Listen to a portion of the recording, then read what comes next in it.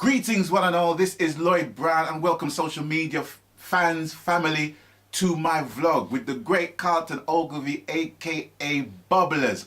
And we had to, not due to me wanting to hold down anything, we just had to make the 15-minute cut-off point while he was going into his tirade. But it is a necessary tirade to be going into because I want to add to that as well. But say what you need to basically say, Bubblers. Yeah, as I was saying previously before I got cut off, right, is that, yeah, I didn't get none of the publishing or anything or nothing at all. When I looked at the writers, it was Lloyd Brown and Lloyd Musselhead, whatever his surname is.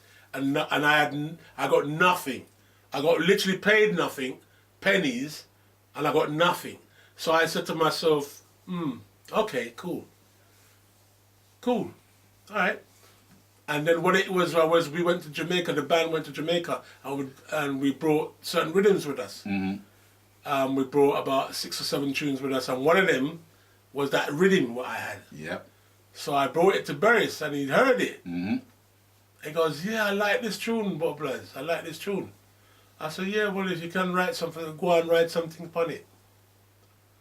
And he wrote what you heard was on, and that's how Burris came on the rhythm. I didn't. There's talk going around. I ripped off Musselhead. I did not rip him off. As a matter of fact, if you check it off, I don't need to go into things like this. Because I don't have no enemies in the. No, business. talk the thing. Talk the thing. He was supposed to give me a piece of the publishing. I didn't get nothing. He gave me nothing. So I said that I would use the rhythm at my discretion then. Because I didn't get nothing. I got peanuts for it, so I might as well can use it.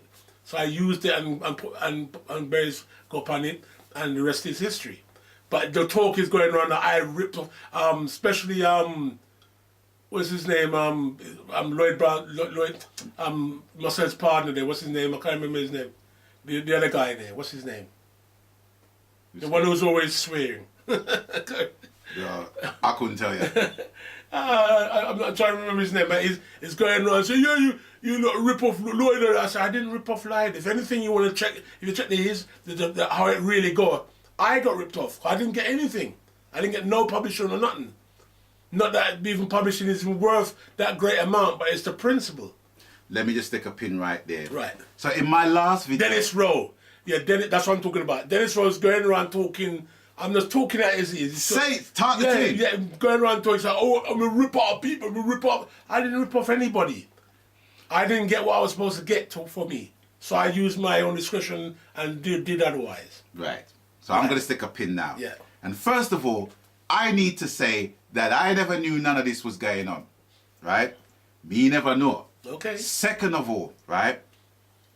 Obviously, if I'm writing something original to a piece of rhythm, irrespective of where it's coming from, of course I'm going to claim my 50%. I'll be stupid not to. Do you know what I'm saying? So as far as I'm concerned, the business practice that I'm in is that whatever I do, there's a percentage of royalties coming to me, depending on if it's original or if it's a cover or what have you. Obviously, I know I'm not going to get anything for that because I'm covering somebody else's material. Yeah. So it'd be foolish for me to try and claim Bob Marley's Exodus as my own. And believe me, there are some people that would. There are some people that basically claimed John McLean's If I Give My Heart to You as them being the writer of that. But I'm not saying anything more than that. But what I'm saying is at the end of the day, to give example from the last video that I made, people who are veterans in this thing can fall foul of the whole publishing thing, of the lack of business sense in this thing. Exactly. And if it can happen to him as a veteran in this thing, or indeed happen to me, it could happen to the new talent that's basically up and running. So here's the example that I didn't even know was going to be set, but it's set because Bubblers is talking the thing. Yeah, I have nothing to hide, you know. Lyda asked me before this interview, is there anything I want to keep or anything? I said, no, I don't have no secret.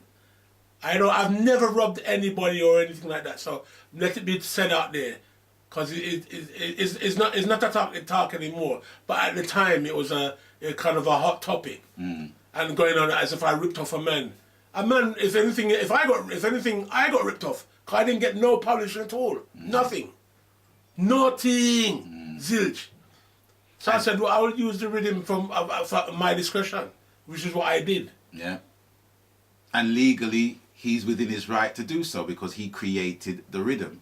It's like me trying to say, right, I'm going to take Bubblers 50% of his publishing, even though he built the rhythm and I had no contribution. I gave no contribution to him building the lessons rhythm.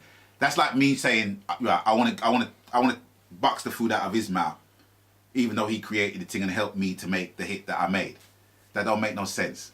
So we need to move on from them things there. Yeah, well, I just thought I'd mention that. That's all. Yes. Anyway, as we move neatly Yes.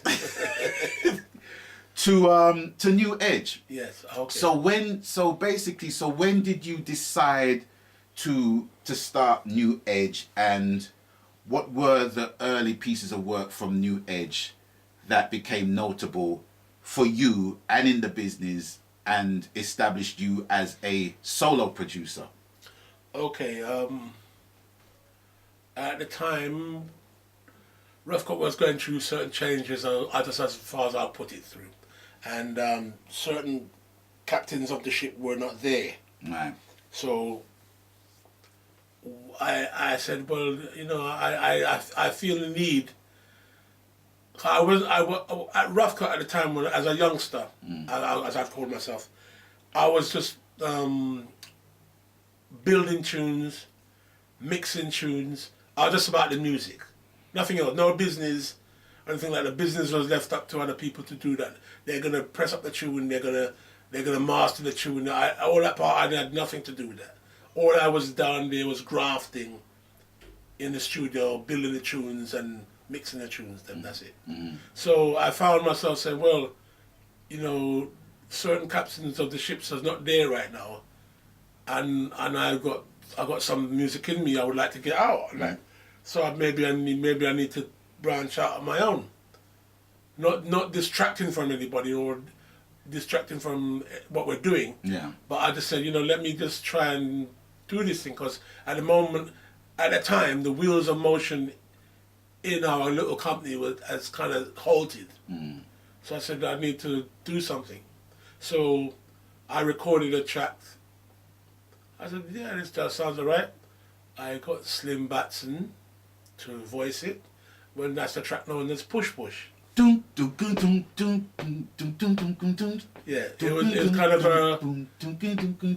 was kind of a rendition. The song was based on I am rich cause the sun shines yeah, Bob Andy's tune. Bob Andy's, yeah. Lord of mercy. Yeah. Bob Andy's tune. Shoop shoop doo doo doo doo. Shoop shoop shoop doo doo doo doo doo. Well, like that. Yeah, that was. I have to say it was a dirty crab up tune. Yeah. If I do say so myself, it was dirty. It was dirty. Yeah, it was enjoyed by many. Let's say. So that became a #1 hit, right? Yeah, no, it was a #2. What held me off was Bun and Cheese by Clement Irie. You had the bun, we had the cheese, must go between. That's what held off my tune. Wow. So so that's when Rough Cut started. That was my first tune I put out under Rough Cut, and I was many years. New Edge, you took. New Edge, yes, I beg your pardon, New Edge, and Why did you call your company New Edge? all right. The simple story is this: we had Rough Cut. So I said, let me do something new. So I said, let's call this New Edge. And it's as simple as that. So that's why I said, well, we've got a Rough Cut, let's try a New Edge. Look at that. So that's basically it. That's where the name comes from. Seamless. Yeah. So I got the New Edge, and so I put out a couple of tunes, and then I defunct the label for a while because a lot was going on. I was doing a lot of touring, a lot of productions for other people. Was one of the tours, namely, As Was Distant Thunder? Yes. I've got the video at home, right? And this shocked me. I didn't know you played the drums. Yeah, I was playing drums on that tour. I didn't know you played the drums. I was playing drums and keyboards. Right. So when drum is singing, when drum is coming out, I go on the drums. Yeah. Yeah. Yeah, a lot of people didn't know that, actually, yeah. Yeah, sticky. I gotta say, your drum playing is sticky, bless it. Sticky. That surprised me, man. Yeah, that's a prized possession. That came out like we were in rehearsals one time and we're about to go on tour. Mm-hmm. And they kept on this talk about, well, we've got to get a drummer, we've got to get a drummer, we've got to get a drummer. So there's two keyboard players in as well at the time. There's Michael Martin. Michael Martin, big up. Yeah, so I said, well, I always used to be messing around with drums. I go, well, I tell you what, but when you're looking for a drummer, I'll fill in and play drums while that until you get a drummer. Mm-hmm. So, we're doing that 2-3 rehearsals and we find some rehearsals and I'm like, one, then you don't talk about no drummer no more. Yeah. He goes, Bubblers, you just go on and play drummer. Everything, I'm coming from drumming, because drumming is very critical when it comes to those things. Believe me. So if he trusts me to play drums, and I was like, what? No, I was just, he goes, no, man, you're going all right, everything crisp, man. Wow. Just go on and play the drum. So, okay, so just for reference, right? Who were the personnel in Aswad when they recorded, when they basically toured with Distant Thunder? Because you have to remember, this was on the back of their number one hit, Don't Turn Around. So they basically toured on the back of that with that album. And one of my favourite tracks of the album is Smoky Blues. Love that track. Yeah. Love that track. Boom track. So who played? I mean, obviously you had Brinsley drumming and Tony, right? Yeah, Brinsley drumming and Tony. You had Michael Martin was on keyboard. Michael Martin was on keyboard. Myself was on keyboard. You was on keyboard as well. Yeah, Stanley Andrews on guitar. Stanley Andrews. He now plays with Billy Ocean. Billy Ocean, yeah. Right, and who else? Then you had Tantan on sax trumpet. Yeah. And you had a guy called Alan, can't remember his surname now, playing on saxophone. Okay. And you had Winston Rollins on trombone. Yeah. I have to kind of rewind to Tantan, and I want to big up Tantan because shared a phone call with him the other day. I'm not dropping names. It just kind of runs fluid with what we're talking about. And how old is Tantan now? Tantan is what? He's in his 80s now, right? Yeah, he's either late 70s or late 80s. He's in his early 80s, and he was in Australia touring. Yeah, he's still going, man. From a youth at the Alpha Boys School, right? I'm saying this on record, right? That brother there. But I'll tell you something. Tantan is strong, and every now and then I'll phone him and go, you want some cold food soup? We can bring you some cold food soup, And he will ride his bike. He's got a bike. Yeah. And he rides it everywhere. Yeah. He rides it everywhere. And he'll ride to my house, deliver me cow food. Wow. And have a conversation with me and ride back where he's gone. And he's a man, he's like his late 70s or early 80s now. And he's like that. He's strong. He's a strong man. He needs. It's not even he needs. He deserves a lifetime achievement award. Something. Yeah. For what he's basically what he's contributed, as well as yourself. But primarily, Tantan he's been in this business for what, 60, 70 years now. He's been in a long time. He's been playing from Georgie Fame. Georgie Fame days. Days, Bonnie and Clyde. From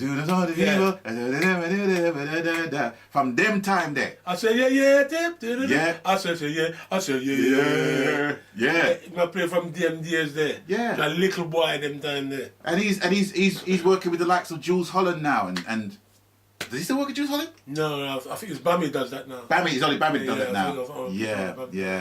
Yeah, so from Alpha Boys School right now, riding his bike somewhere in Australia. Big up Tantan. Yeah, so New Age. So New Age was Guan in them time there. Yeah, I was just doing my thing. Just doing my thing. I like I said, at the time I just feel I needed to do something. Yeah. So, like I said, after a while I did funk the label and I got busy working with all these Aswad, Chakademus, MD for Chakademus and Pliers. I was all over the place and doing recordings as well. And, so let me stick a pin, because the recordings that you was doing was for some major labels as well. Yeah. At that point, because you was working with Island Records, and who else was you working with? I was working with Sly and Robbie actually. Sly and Robbie. With Erskine Thompson. We done Suggs' album. Yeah. Suggs, the album came out. Camden Town. Camden Town, yeah. I'll meet you on the underground. Yeah, I played on that, yeah. Bubbles played on that. Yeah, on the album. Yeah. And there was some stuff I was doing with Sinead. Hold on. Did you play I'm Only Sleeping as well? That's on the album as well, right? I'm Only Sleeping. No, I'm Only Sleeping. Please don't wake me here where I am. I'm only sleeping. Yes. You played on that? Yeah, I think so, yeah. See, and you done something on Sinead O'Connor's album as well? Yeah. That's the Throw Down Your Arms album? Yes, that's right. Wow. No, it's previous to that. Previous to Throw Down Your Arms. Which album was that? It's the album she done with On You Sound, which is Adrian Sherwood. Yeah. Right. Okay. That was beautiful. They called me to they invited me over. We recorded in Ireland. Uh-huh. We went to Ireland in like one of those some studio in the country somewhere, way in the country. Yeah. And when you go in there, it's crisp. Yeah. Proper. Yeah. 24, and you got living quarters and squash court and everything. Everything's there. Beautiful place. 6 numbers away, man. 6 numbers away. 6 numbers away on the multi-ball. That's all I need. But yeah, so you did put some work in. Yes. All right. Well, we're gonna cut this video short again, and we are going to discuss you being a fully fledged producer and also facilitating other new producers on the scene now with your works. So we'll be soon forward. Stay tuned. Stay blessed.